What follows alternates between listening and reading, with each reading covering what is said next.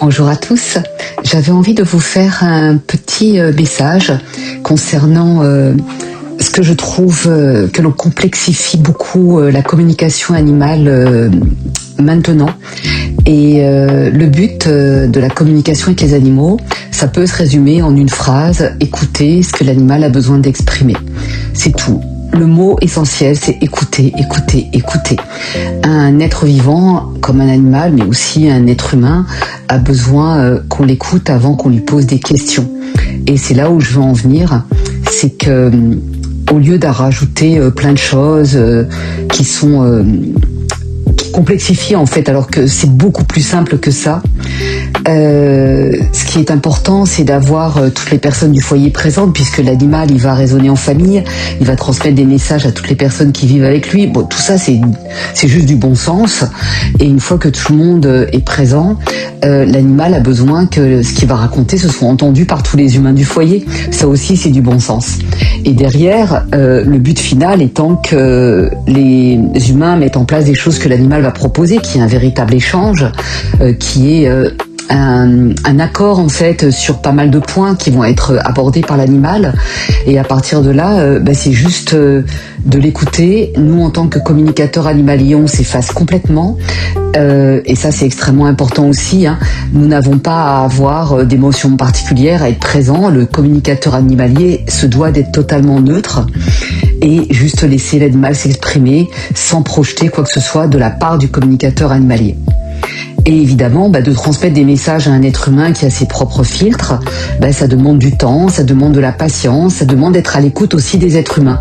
Et c'est pour ça que dans la deuxième partie de la communication avec un animal, après l'avoir écouté 1 heure, 1 heure et demie, le but c'est de transmettre aux humains de telle manière à ce que tout ce que dit l'animal soit vraiment bien entendu, soit pris en compte tel que ça a été transmis et non pas tel que les filtres de l'humain peut avoir besoin de mettre en place. Mais ça, c'est normal. Tous les êtres humains ont des filtres. Tous les êtres humains pensent en même temps que quelqu'un leur parle. Tout ça, c'est normal.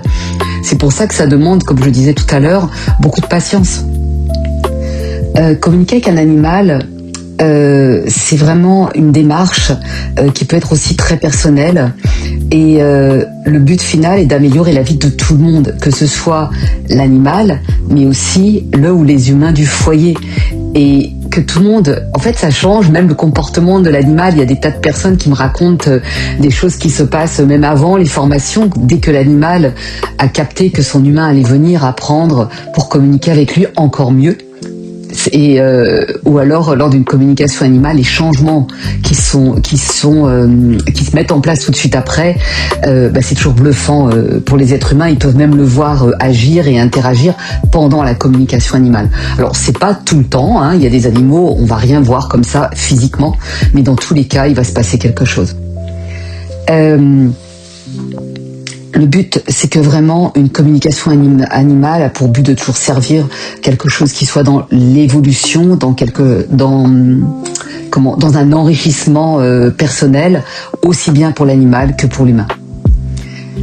Je n'ai jamais entendu un seul animal me dire « je ne veux pas transmettre de message ». Pour eux, c'est le plus beau jour de leur vie.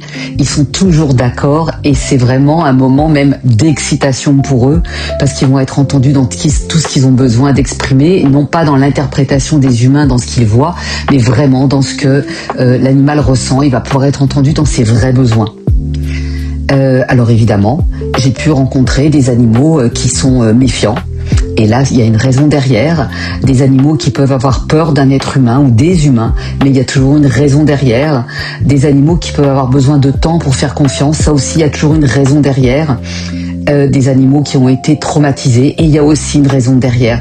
Et le but, c'est toujours de demander à l'animal, qu'est-ce que tu ressens, qu'est-ce qui se joue pour toi, et qu'est-ce que je peux faire pour toi. La douceur fait partie de l'échange, que ce soit vis-à-vis de l'animal ou vis-à-vis des êtres humains. C'est vraiment un moment hors du temps. Et les animaux, comme vous le savez, puisque je le dis souvent, il y a maintenant plus de 20 ans, m'ont demandé de transmettre ce que moi je fais en les écoutant depuis si longtemps. Et ce jour-là, j'ai vraiment compris que pour eux, c'était important d'être entendus tous les jours, tous les jours, tous les jours. Et c'est comme ça qu'est née mon école, c'est comme ça que j'ai mis en place la première formation d'initiation. La suite au prochain épisode, et si vous avez envie de me contacter, n'hésitez pas, je suis toujours joignable et j'adore répondre à vos questions par téléphone de vive voix. C'est vraiment important parce que c'est le seul moyen de vraiment se comprendre. Je vous redonne mon numéro 06 52 289 289. À très bientôt. Au revoir.